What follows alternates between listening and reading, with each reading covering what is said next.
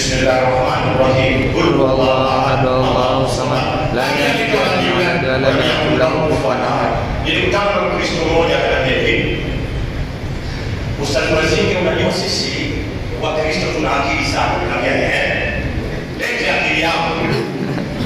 Akasema unajua Yesu alikuja duniani akapanga aje kufa kwa ajili yetu. Tunawashangaa nyinyi eti mnafunga Ramadhani mnataka msamehe leo. Nikamwambia vizuri kweli. Hayo mahesabu yako vizuri. Akamwambia tena. Akasema Yesu alikuja kufa kwa ajili yetu.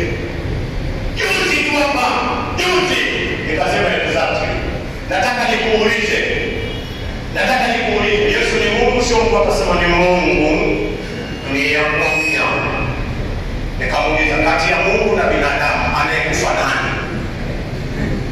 Akasema anakufa binadamu. Nikasema ilikuwaje afa Mungu? Anasema inategemea. Mungu atanuia kufa acha wanadamu. Impossible. Shewa haya ndio kiboko. Kuna vitu vinavyo mashewa Dar es Salaam wote hawana. Hata alafu na nyinyi mna vitu vishinda. Nani aniamini? Mimi naongea na mitume wote wa chini. Mimi uwezooni nao na wananikimbia. Juzi nimetoa kwa likizo nikamwambia mitume, mama aliposema msitoke ndani, mlikaa ndani mlijificha. Mitume hawakutoka.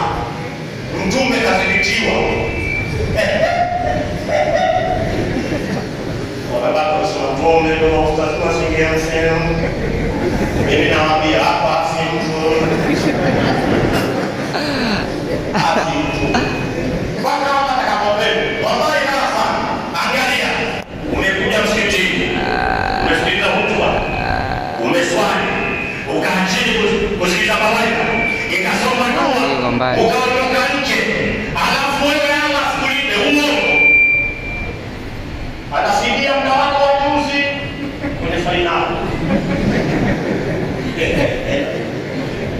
Nani atakayetoka? Nani? Siku Allah kusema haya, nataka waingie peponi wale ambao hawakuangalia mpira. Kuna mtu atabaki? Labda mimi. Imamu mwenyewe kaangalia, unafanya mchezo.